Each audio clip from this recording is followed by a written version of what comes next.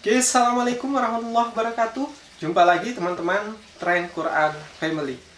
Pada kesempatan kali ini kita akan menjawab banyak pertanyaan terkait tata cara mandi wajib yang benar bagi laki-laki maupun perempuan. Jadi sebenarnya kita sudah membuat satu video soal panduan tata cara mandi wajib bagi laki-laki maupun perempuan yang benar, yang sah seperti apa. Tapi kenyataannya banyak teman-teman yang membuat pertanyaan yang mungkin itu belum dipahami, jadi perlu kita jawab pada kesempatan kali ini. Jadi ada beberapa pertanyaan yang akan kita jawab, tapi sebelum itu lihat dulu yang mau lewat berikut ini.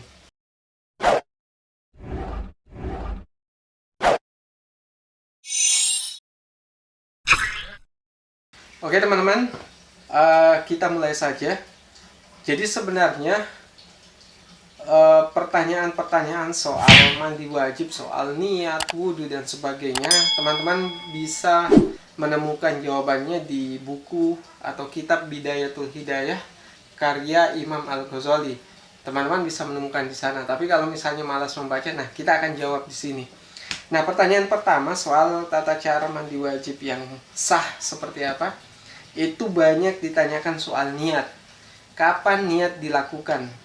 Jadi jawaban yang tepat, kalau teman-teman menggunakan mazhab Imam Syafi'i, itu dalam ajaran mazhab tersebut kita membaca niat yaitu persis pada saat mau melakukan siraman pertama. Jadi misalnya teman-teman ada membaca bismillah dulu, kemudian wudhu. Jadi kita lakukan setelah wudhu itu pada saat kita mau mulai menyiram kepala kita atau membasahi kepala kita. Nah itu dalam mazhab Syafi'i. Dalam mazhab lain juga tentunya ada perbedaan. Ada yang niat persis paling awal sekali. Jadi begitu kita masuk kamar mandi misalnya, sebelum wudhu itu kita sudah niat dulu. Nah itu juga boleh. Jadi keduanya benar sepanjang pada saat kita sudah melakukan niat itu tidak diantarai dengan perbuatan yang lain. Misalnya teman-teman niat sudah masuk WC kemudian keluar pergi nonton TV baru kemudian dilanjutkan mandi wajibnya, nah itu yang tidak bisa. Oke, selanjutnya bolehkah niat mandi junub pakai bahasa Indonesia? Jadi teman-teman, pada prinsipnya dalam sunnah Nabi niat itu tidak dilafalkan. Jadi ketika kita mau melakukan sesuatu cukup berniat dalam hati. Nah soal bahasa Arab atau bahasa Indonesia itu semuanya boleh dilakukan. Nah di video sebelumnya banyak yang mengkritik soal niat mandi wajib yang saya sampaikan itu tidak ada kata minal janabah. Jadi nawaitul guslah li raf'il hadasil akbari minal janabati itu tidak ada, langsung fardhol lillahi ta'ala. Teman-teman pada bagian ini teman-teman ada kata minal janabah atau tidak? Kalau kita sudah niat mandi wajib itu sudah sah. Dan itu semuanya benar teman-teman, karena niat sendiri, teks niat sendiri itu adalah ijtihad sifatnya, bukan dari redaksi hadis. Jadi itu ijtihad ulama. Jadi tidak bisa menyalahkan kalau tidak ada kata minal janabah kemudian salah. Intinya karena niat adalah dalam hati, bukan dengan ucapan. Tapi menurut Wahbah Az-Zuhaili, cara terbaik adalah ketika kita berniat kita ucapkan dengan lisan dan sekaligus diikuti dengan niat dalam hati. Tapi kalau teman-teman berada di dalam kamar mandi atau WC, maka sebaiknya lakukan dalam hati saja, karena di akhir niat tersebut ada kata atau lafaz Allah dan sebaiknya tidak diucapkan dengan bersuara di dalam WC. Nah itu pertanyaan kedua teman-teman. Ini masih yang ketiga, niat dalam hati atau harus diucapkan. Itu sudah kita jawab tadi, yaitu berdasarkan apa yang disampaikan oleh Wahbah Az-Zuhaili dalam fikih Islam, itu sebaiknya dengan ucapan. Tapi kalau dalam WC teman-teman dalam hati saja.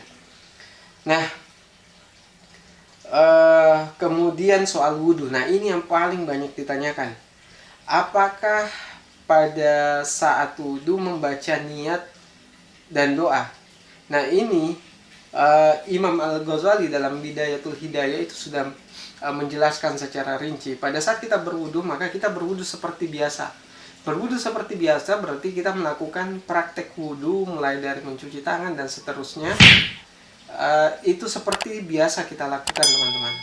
Begitupun dengan niatnya dan doanya, itu dilakukan seperti yang teman-teman ketahui pada saat berwudu.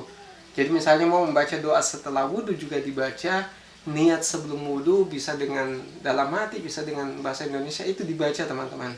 Nah, itu yang diajarkan oleh sebagaimana ditulis oleh Imam Al-Ghazali dalam kitabnya yang kita sebutkan tadi. Nah, kemudian haruskah wudhu setelah mandi wajib? Ini juga banyak sekali yang ditanyakan oleh teman-teman di channel Tren Quran Family. Jadi pada dasarnya ada memang sunnah yang menyebutkan setelah kita mandi wajib itu tidak perlu berwudu karena kita sudah mandi, sudah bersih. Tapi teman-teman, ada banyak yang bertanya, bolehkah mungkin kita jangan jawab dulu, kita lanjutkan dulu bahwa pada saat kita mandi wajib, kalau memang cara mandi wajib kita itu sesuai dengan yang diajarkan dalam banyak buku, yaitu pertama kita mencuci tangan, kemudian mencuci kubul dan dubur, kemaluan, kemudian baru kita mandi wajib. Nah, pada saat mandi wajib itu diusahakan untuk tidak menyentuh bagian kubul dan duburnya, teman-teman, atau bagian yang kotor tersebut, depan dan belakang, karena kita sudah membersihkan di awal. Nah, kalau kita melakukan itu tidak menyentuh pada saat mandi wajib, maka setelah mandi wajib itu tidak perlu berwudu karena kita sudah berwudu di awal dan tangan kita masih bersih. Tapi kalau buat teman-teman, ada banyak yang bertanya, apakah boleh mandi biasa setelah mandi wajib? Nah, kalau teman-teman bertanya itu, saya sudah jawab ya, itu boleh. Dan kalau teman-teman mandi biasa, kemudian menyentuh kubul dan duburnya, maka sebaiknya dan seharusnya itu wudhu setelah mandi wajib. Karena tentunya tangan teman-teman itu sudah kotor dan bersentuhan dengan kemaluannya, maka harus wudhu lagi. Berbeda dengan kalau teman-teman mandi wajibnya sesuai yang diajarkan, yaitu mencuci kemaluan, mencuci tangan, kemudian mandi, membasahi seluruh tubuh. Nah, baru itu sah kalau kita tanpa wudhu. Nah, itu pertanyaan yang juga banyak ditanyakan. Nah, ini banyak yang bertanya, banyak yang ragu pada saat mandi wajib, itu mandi wajibnya sah atau tidak. Nah, saya perlu sampaikan, teman-teman, bahwa dalam ajaran Imam Syafi'i, sah tidaknya wudhu, sah tidaknya mandi wajib atau mandi junub itu hanya ditentukan oleh dua, yaitu yang pertama adalah niat, yang kedua adalah membasahi seluruh tubuh, bagian tubuh. Tapi sekalipun seperti itu, teman-teman, saya perlu sampaikan, ini menurut Imam Al-Ghazali, bahwa orang yang berwudhu hanya mengerjakan fardunya, maka dia banyak kehilangan kesempatan lain, dalam artian dia ibadahnya tentunya kurang, karena dalam sunnah-sunnah yang lainnya, misalnya berkumur-kumur, mencuci hidung, itu juga perlu. Sehingga ketika teman-teman hanya niat dan membasahi seluruh tubuh, maka banyak sunnah yang dihilangkan. Dan sekalipun itu sah, tapi tidak sempurna mengikuti sunnah.